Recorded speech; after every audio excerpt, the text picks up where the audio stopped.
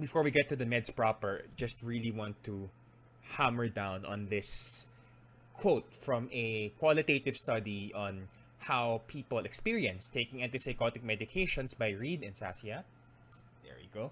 That says, from a service user, overall in my life, antipsychotic medications have been blank.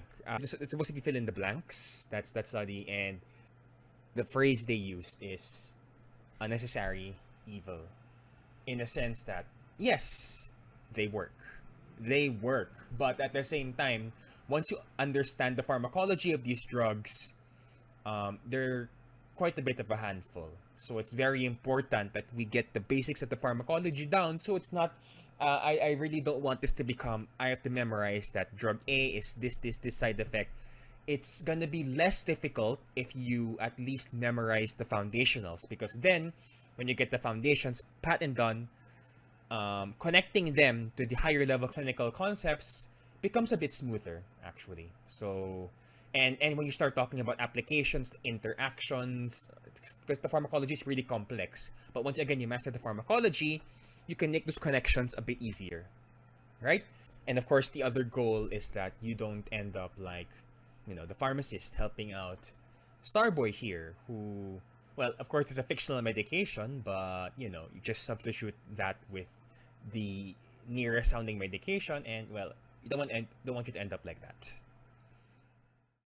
Hi, I need quattroclozapine right away. What? Quattroclozapine. This is an emergency. You have to give it to me.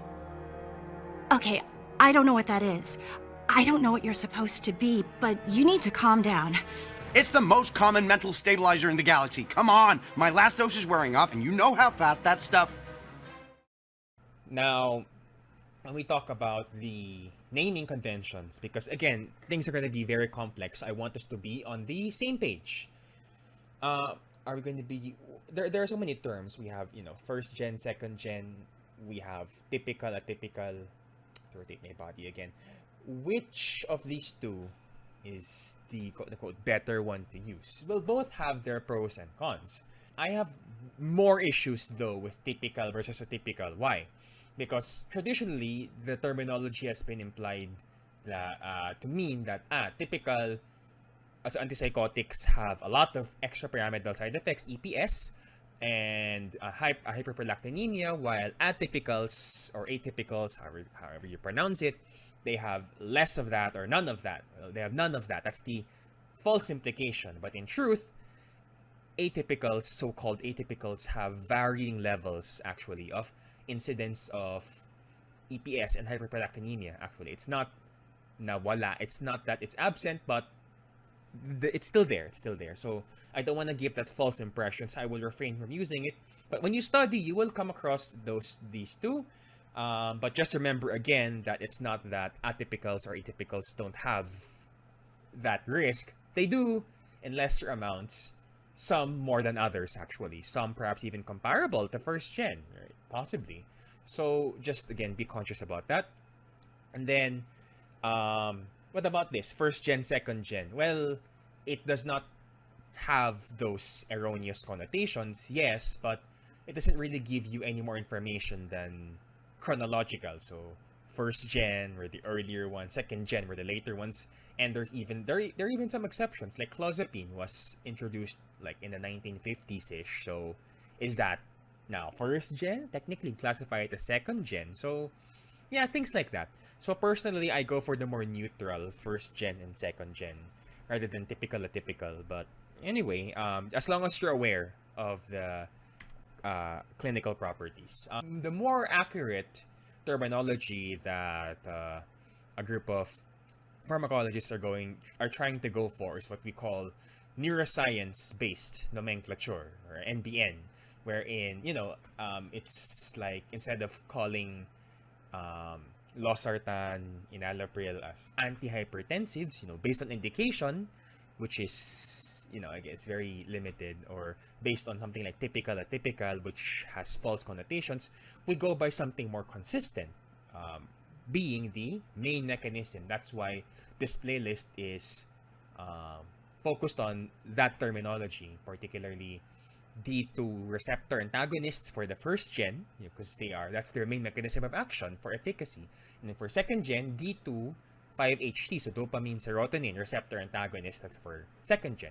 For third gen, well, that's a more unofficial classification. They are partial D2 antagonists and serotonin receptor antagonists. So that's at least something closer to what can be more consistent, kahit papaano at least, right? Although we can't get this perfectly across all classes of psych meds, but at least for the so-called antipsychotics, because again, they're not just for psychosis, this is something we can try to work with.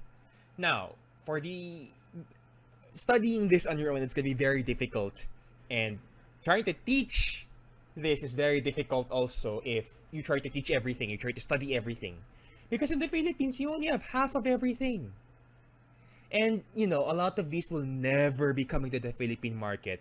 Even if you say, they could come eventually. In practice, the ones we don't really have any significant advantage over the ones we already have. Kumbaga, the ones we already have, they have filled all the niches that we could possibly have. I do not have a wish list of antipsychotics I wish would come to the Philippines, because these are good enough for our purposes, at least.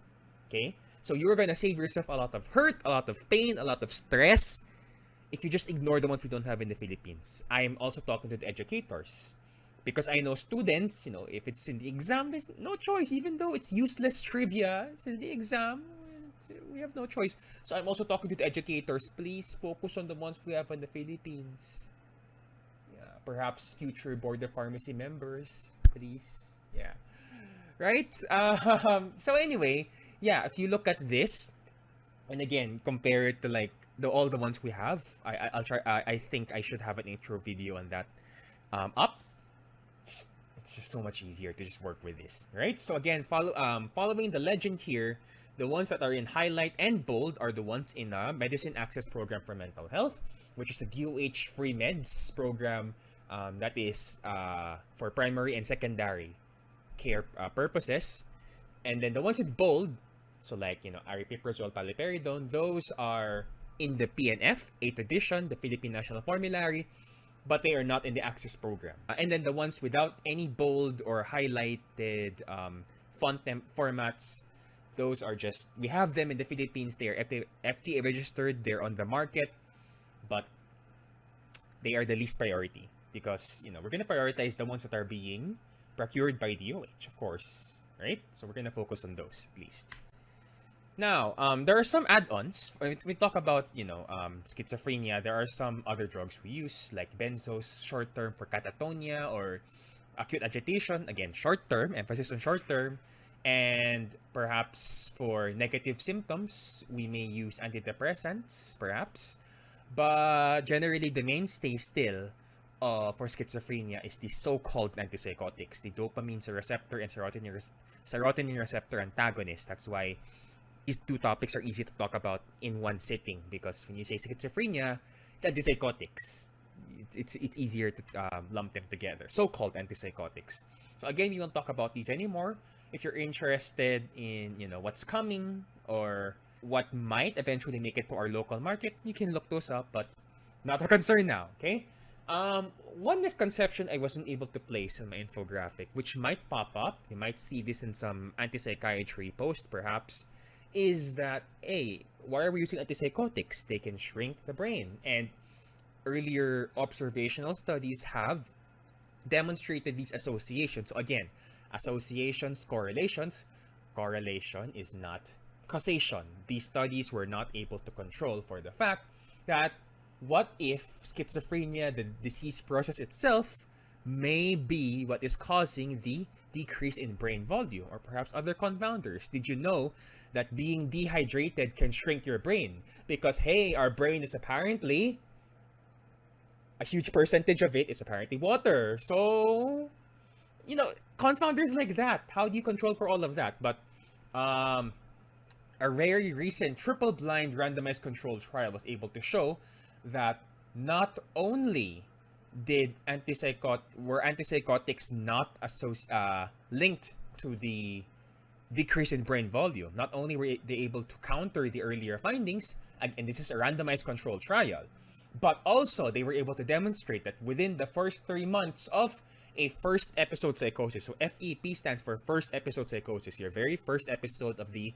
positive symptoms of what might be schizophrenia, right? But psychosis is kasi general. It's a general term, right? But anyway, at least within the first 3 months, those with first episode psychosis who had antipsychotics had a higher brain volume than those who with first episode psychosis who did not get antipsychotics. And again, since this is a randomized controlled trial, we can say that at least for these first 3 months, antipsychotics prevented, sorry, let me just move it, I'll show you. They prevented that decrease in brain volume. Okay, the third group, in case you were wondering why why there are 3 lines here, the third group is a healthy control. So there are actually 3 comparisons there.